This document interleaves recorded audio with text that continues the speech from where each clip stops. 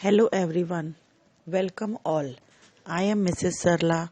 I am going to teach you an important topic related Unit 1 in your optional subject Inclusive Education.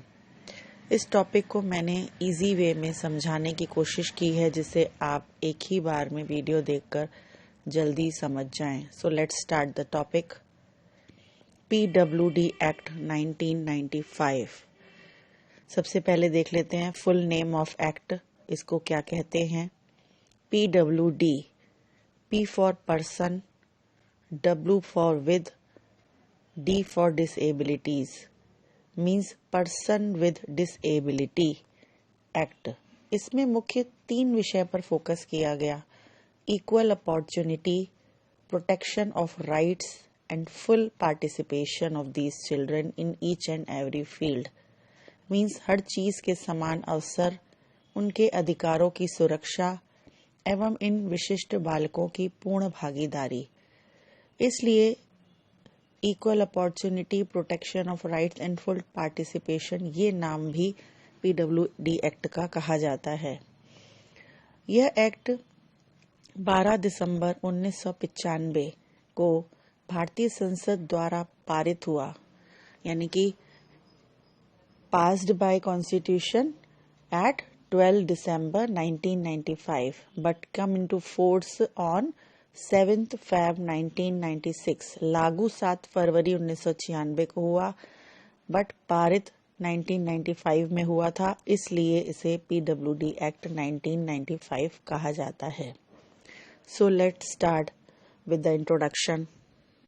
अब देखते हैं कि actual में ये लॉ क्या है. This law is an important landmark and is a significant step in the direction to ensure equal opportunities for people with disabilities and their full participation in the nation building. Means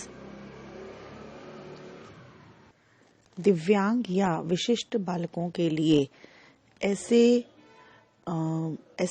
efforts किए जाएं जिससे उन्हें समान अवसर मिल सके, हर चीज के लिए इक्वल अपॉर्चुनिटी मिल सके, उनके अधिकारों की सुरक्षा हो सके एवं राष्ट्र के निर्माण में उनकी पूर्ण भागीदारी सुनिश्चित हो. यही इस एक्ट का मुख्य उद्देश्य है. यह एक्ट दिव्यांग बालकों के लिए बहुत से तरीके से हेल्प करने के लिए प्रोत्साहित करता है.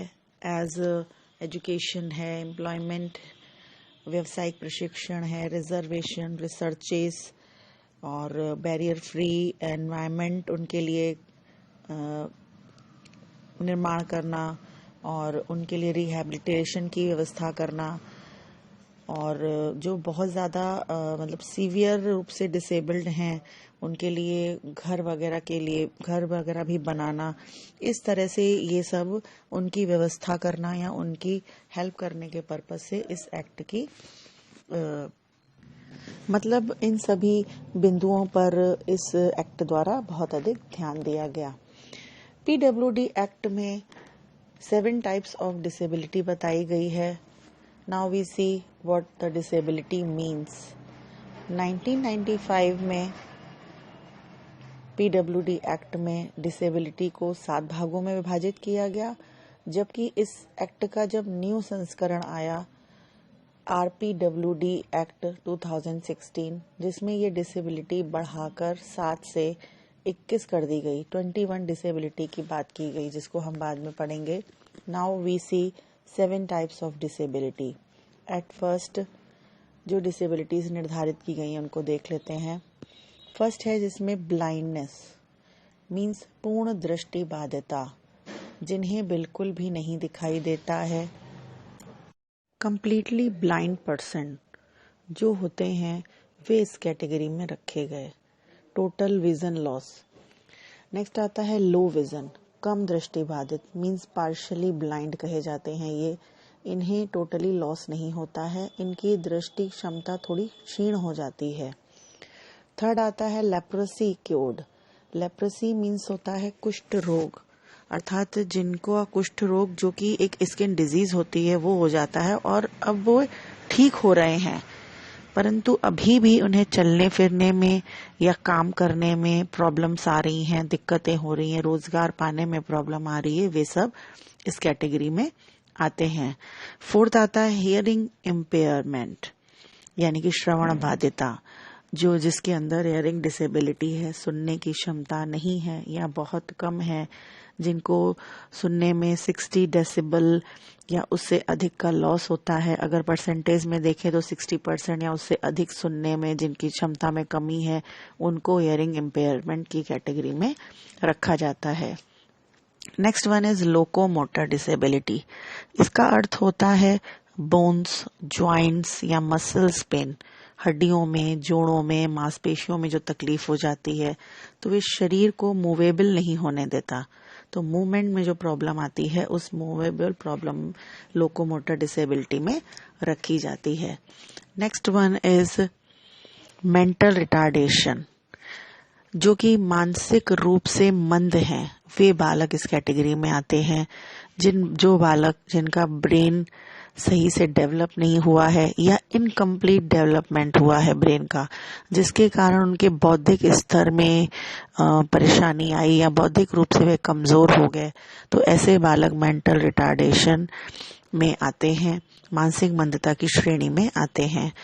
Last one is mental illness. मानसिक मंदता के अलावा जो भी कहते हैं कि मेंटली प्रॉब्लम्स हैं या मानसिक विकार हैं, वे सब मेंटल इलनेस में आ जाते हैं, मानसिक बीमारी माने जाते हैं।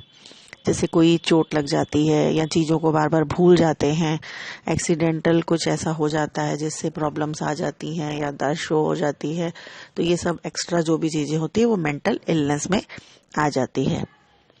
Now we talk about the main provisions of the Act. Act के मुख्य प्रावधान क्या हैं, उसके मुख्य एस्पेक्ट्स या पहलू क्या हैं, मुख्य पॉइंट्स क्या हैं, जिसके आधार पर इनके लिए व्यवस्थाएं रखी गई हैं, जिसको पढ़कर पूरा एक्ट ठीक से समझ में आ जाएगा। सबसे पहले आ जाता है इसका point prevention and early detection of disability. फिर आता है education, employment, non discrimination, research and man power development, affirmation actions, social security, grievance redressal.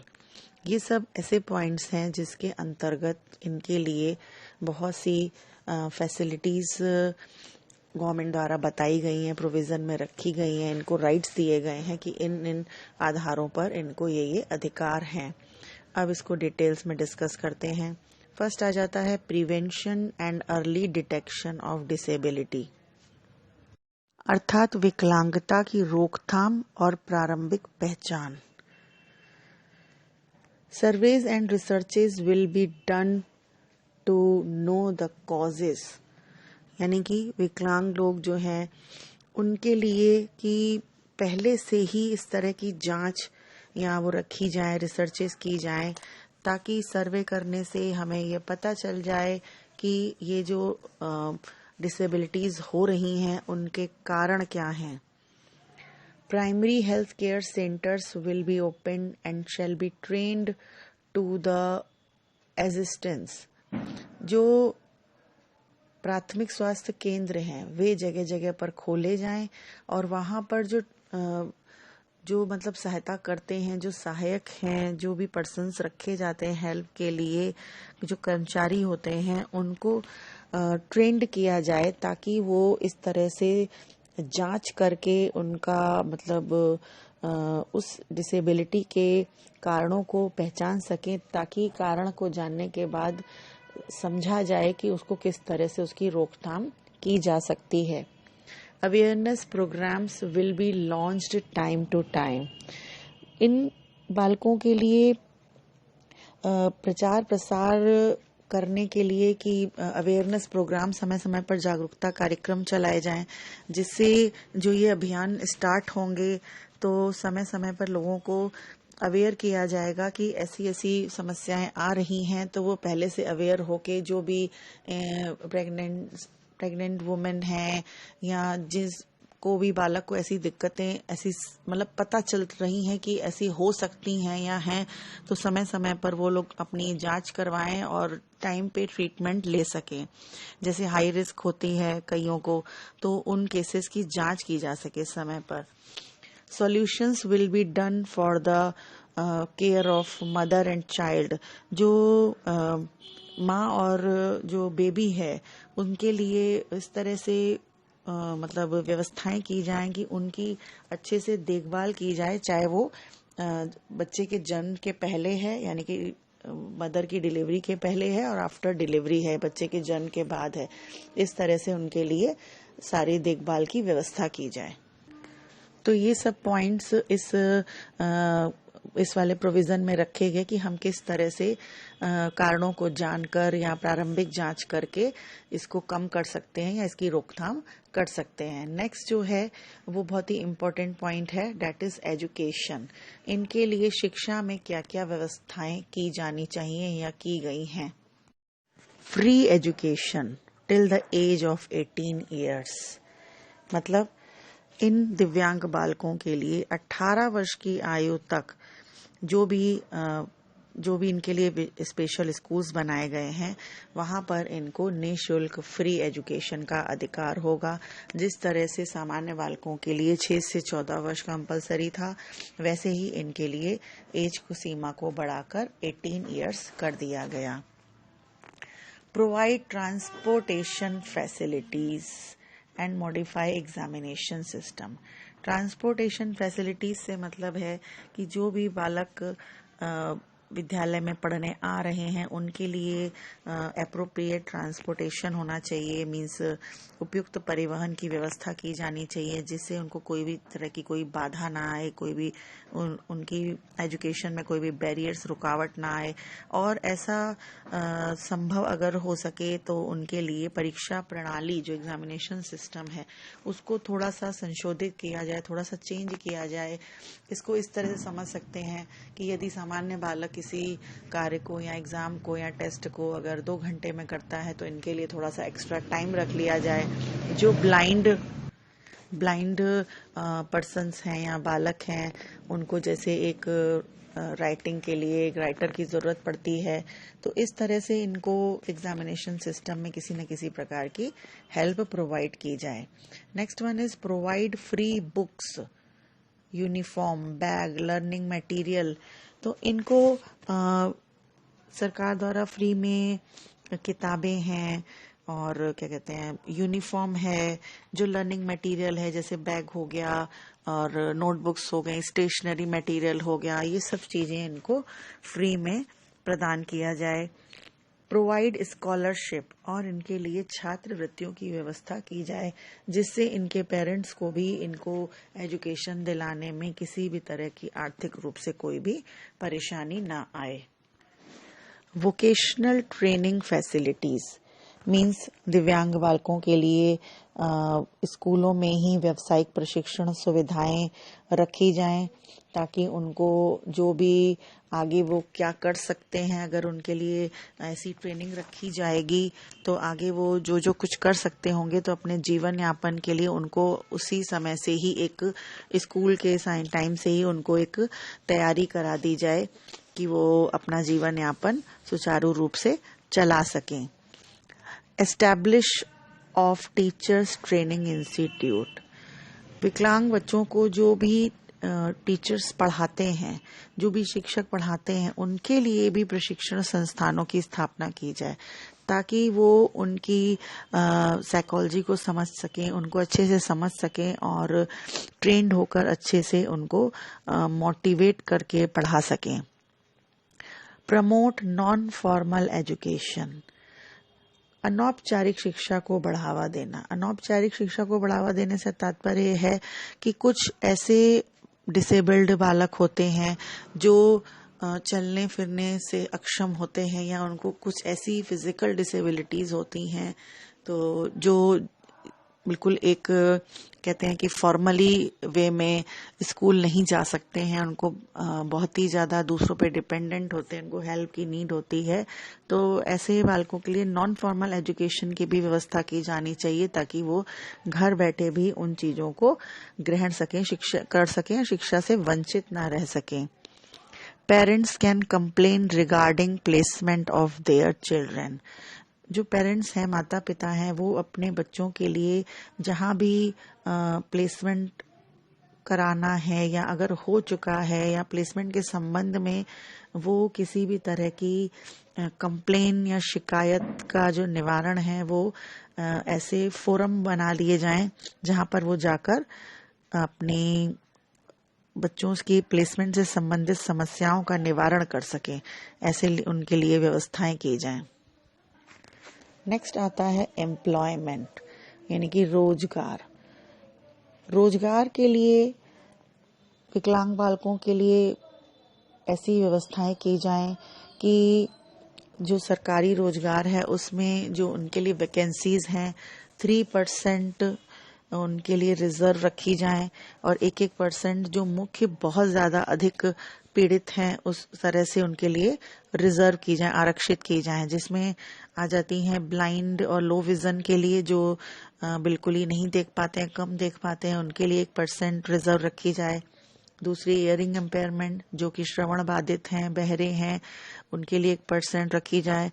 तीसरी है जो लोकोमोटर डिसेबिलिटी होती है या सेरेब्रल पालिसी जिसे बोलते हैं, जिन बालकों को मूवेबल में मूवमेंट में प्रॉब्लम होती है, चलने फिरने में प्रॉब्लम होती है, तो उनके लिए 1% की जो ये रिजर्वेशन है उनके लिए ये रोजगार के लिए रखा जाना चाहिए। Suitable schemes will be prepared. सरकार को ऐसी योजनाएं तैयार की जानी चाहिए, करनी चाहिए, जिससे कि जो विकलांग बालक है उनको ट्रेंड किया जा सके, उनका किसी न किसी रूप में कल्याण किया जा सके, उनको किसी न किसी रूप में कोऑपरेट किया जा सके, हेल्प की जा सके, जैसे कि जैसे जॉब है या कोई ऐसी रिजर्वेशन इनके लिए रखी गई है उसमें उनके लिए रिलैक्सेशन किया जाना चाहिए एज रिलैक्सेशन से उनको थोड़ा सा हेल्प मिल जाएगी। और जो भी एम्प्लॉयमेंट है उनको समय समय पर रेगुलेट किया जाना चाहिए। जो उनके लिए स्वास्थ्य और सुरक्षा की जो कहते हैं कि मेजर्स हैं, जो मतलब जो कहना चाहिए कि उपाय हैं, उनको समय समय पे मतलब ध्यान दिया जाना चाहिए कि क्या क्या उनके लिए हम उनके हेल्थ के लिए क्या क्या मेजर्स ले सकते हैं। और इसके अलावा यह भी देखा जाना चाहिए कि कोई भी एम्प्लॉय, अगर no employee can be sacked और demoted if they become disabled during service. कोई भी जो ऐसा कर्मचारी है, विकलांग है, उसको हम सर्विस के दौरान इस तरह से निकाल नहीं सकते या उसकी पद को छीन नहीं सकते, उसको बर्खास्त नहीं कर सकते कि अगर उसको सर्विस के दौरान उसको कोई भी विकलांगता हुई है, कोई परेशानी हुई है, तो उसको हम पद से हटा नहीं सकते हैं। इस तरह की जो भी हैं पॉइंट्स या जो भी इनके लिए कदम उठाए गए हैं वो रोजगार के अंदर रखे गए हैं। नेक्स्ट आता है नॉन डिस्क्रिमिनेशन, यानी कि गैर भेदभाव। गैर भेदभाव में ये है कि जो रेलवेज हैं और एयर फ्लाइट्स हैं, बसेस हैं, शिप्स हैं, पब्लिक प्लेसेस हैं, उनमें इनके लिए इस तरह की व्यवस्थाएं की जाए कि ये आसानी से ये जा सके, इनको किसी भी तरह की परेशानी का सामना न करना पड़े। Railways, air flights, buses and ships will be designed to give ease them. Next one is waiting rooms, washrooms, etc. facilities will be provided in public places. सभी सार्वजनिक जो स्थान है, पब्लिक प्लेसेस हैं, उनमें उनके लिए जो वेटिंग रूम्स हैं, जो वॉशरूम्स या टॉयलेट्स हैं, उनके उसमें वहाँ पर व्हील चेयर की फैसिलिटी होनी चाहिए। लिफ्ट हैं तो उसमें ब्रेल और जो साउंड कहना चाहिए कि साउंड साइंस जो सिंबल्स होते हैं उनकी व्यवस्था की जानी चाहिए। मींस बैरियर फ्री हर चीज होनी चाहिए, उनको किसी भी तरह की परेशानी का सामना न करना पड़े। Next one is barrier free places by providing ramp in place of stairs. जब ये लोग कहीं पर भी जाएं तो इनको अगर स्टेयर्स हैं तो इनके लिए रैंप की भी व्यवस्था की जानी चाहिए, ताकि ये अगर सीढ़ी नहीं चढ़ सकते हैं तो वो रैंप पे पकड़ पकड़ के साइड से चल सकें। अब आ जाता है next point, research and man power development, अर्थात अनुसंधान एवं जनशक्ति या मानव शक्ति विकास। Promote researches in these areas, विकलांग बालकों के लिए निम्नलिखित क्षेत्रों में अनुसंधान की व्यवस्था की जानी चाहिए या उनको बढ़ावा दिया जाना चाहिए। जैसे प्रिवेंशन ऑफ डिसेबिलिटी, विकलांगता की रोकथाम करने का प्रयास किया जाना चाहिए कि जब हम उनके कारणों का पता लगा लें तो उसको किस तरीके से हम रोक सकते हैं कि ये आए ही ना, इसका जन्म ही ना हो। Next one is rehabilitation including CBR।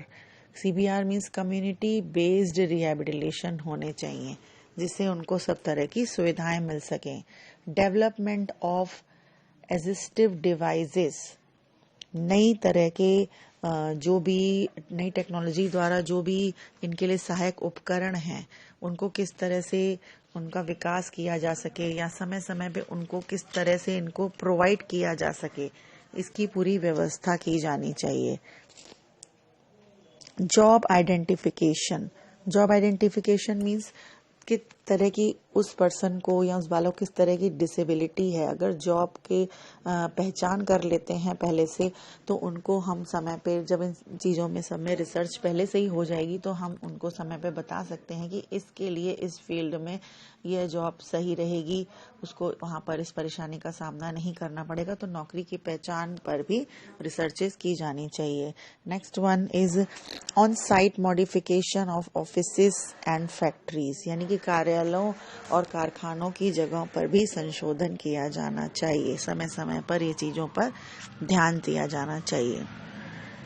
Provide financial help और असिस्टेंस फॉर रिसर्चेस, विश्वविद्यालय हैं, जो यूनिवर्सिटीज़ हैं, जो इंस्टीट्यूशंस हैं, नॉन गवर्नमेंट जो मतलब रिसर्च इंस्टीट्यूशंस हैं, उनको इन सब चीज़ों के लिए अनुसंधान करने के लिए वित्तीय सहायता उपलब्ध कराई जानी चाहिए। अगर फाइनेंशियल हेल्प नहीं मिलेगी तो इन सब चीज़ों में रिसर्च करना बहुत कठिन हो जाता है। अब आ जाता है next point, affirmative action mean सकारात्मक कार्रवाई, यानी कि जो जो भी चीज़ें इनके लिए सरकार योजनाएं बना रही है कि उसको एक्शन में लाना कितना ज़रूरी है, एक्शन में लाना चाहिए या लाया गया, उस विषय में बात करते हैं। तो उसमें सबसे पहले आ जाता है एड्स और appliances will be made available to disabled people, जो भी इनके लिए असिस्टिव डिवाइसेस जिसकी अभी हमने पहले भी बात की, उनके लिए जो उपकरण बनाए गए हैं तो उनको किस प्रकार से उपलब्ध कराए जाने चाहिए, उनको समय समय पर किस तरह से डेवलप किया जाना चाहिए, न्यू टेक्नोलॉजी यूज़ करके उनको किस तरह से मॉडिफाई किया जाना चाहिए और उन तक कैसे पहुंचाना है, इसके लिए समय समय पर उनको सहायता प्रदान की जानी चाहिए। और प्रोवाइड कराने के लिए जो ये सहायक उपकरण हैं तो ये एजेंसीज द्वारा और कैंप वगैरह लगा के उस जरिए से भी इनको डिस्ट्रीब्यूट करवाने की व्यवस्था की जानी चाहिए। Land will be allotted in concessional rates as houses, business etcetera. इन बालकों के लिए कंसेशनल मीन्स कंसेशन वाले रेट पे, मतलब रियायती, कहीं पे रियायत हो, रियायती दरों पर भूमियाँ उनको आवंटित की जानी चाहिए। जैसे वो घर बनाना चाहते हैं या उनको कोई बिजनेस खोलना है, कोई स्पेशल स्कूल बनाना चाहते हैं, कोई रिसर्च सेंटर बनाना चाहते हैं या कोई अपना काम करना चाहते हैं, कोई फैक्ट्री डालना चाहते हैं, तो इस तरह से उनके लिए भूमि की भी व्यवस्था की जानी चाहिए। Next one is social security, सामाजिक सुरक्षा। Provide financial help to non government organisation, इनके लिए जो पुनर्वास की व्यवस्था की जाती है उसके लिए गैर सरकारी जो भी ऑर्गेनाइजेशंस हैं, नॉन गवर्नमेंट ऑर्गेनाइजेशंस हैं, उनको फाइनेंशियल हेल्प दी जानी चाहिए ताकि जो रिहैबिलिटेशंस हैं वे अलग अलग बालकों के लिए अलग अलग जगह पर वे खोल सकें, बना सकें। प्रोवाइड इंश्योरेंस कवरेज, विकलांग बालकों को जो बीमा वगैरह की व्यवस्था होती है जिससे आगे उनको लाइफ में लाभ मिल सकता है, तो उनके व्यक्तियों के लाभ के लिए बीमा कवरेज की व्यवस्था की जानी चाहिए। प्रोवाइड अनएम्प्लॉयमेंट अलाउंसेस, 1 वर्ष से जो अधिक होते हैं जो बालक जो अभी उनको उपयुक्त व्यवसाय नहीं मिल पाया है, कोई कार्य नहीं मिल पाया है, तो उनके लिए बेरोजगारी भत्ते की व्यवस्था की जानी चाहिए, चाहे वो 1 वर्ष से अधिक क्यों ना हो जाए। उनको जहाँ पे रजिस्टर्ड करते हैं अपने रोजगार के लिए, एम्प्लॉयमेंट एक्सचेंज में जो रजिस्टर्ड किया जाता है, वहां पर उनके लिए बेरोजगारी भत्ते की व्यवस्था की जानी चाहिए। The last one is grievance redressal, यानी कि शिकायत निवारण। जो इनको जो भी एक्ट के जरिए, इंडियन कॉन्स्टिट्यूशन के जरिए जो भी ये राइट्स प्रदान किए गए हैं, तो इनका यदि उल्लंघन हो रहा है तो इनको सरकार के पास जाकर अपनी कंप्लेन कराने का पूरा अधिकार है। और ये कहाँ कहाँ जा सकते हैं? They move on application for their rights, chief commissioner for person with disability in the centres. केंद्र में जो मुख्य आयुक्त होते हैं विकलांग व्यक्तियों के लिए, केंद्र में जा सकते हैं, और दूसरे जो आयुक्त होते हैं commissioner for the persons with disability in states, राज्यों में और केंद्रों में जो इनके लिए व्यवस्था की गई है, उन व्यक्तियों के पास जाकर अपनी शिकायतों को दर्ज कर सकते हैं। उनके अगर अधिकार उन्हें नहीं प्रदान किए जा रहे हैं तो वे जाकर अपनी कंप्लेंट्स कर सकते हैं।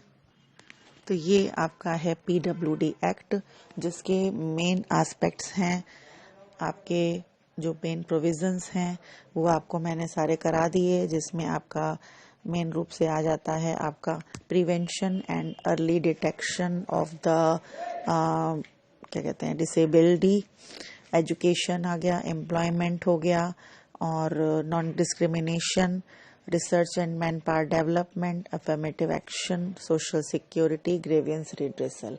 और इसमें 7 टाइप्स ऑफ डिसेबिलिटी की बात की है, जिसको भी हमने डिटेल्स में डिस्कस कर लिया है। Okay, so guys, today we discussed about PWD Act 1995.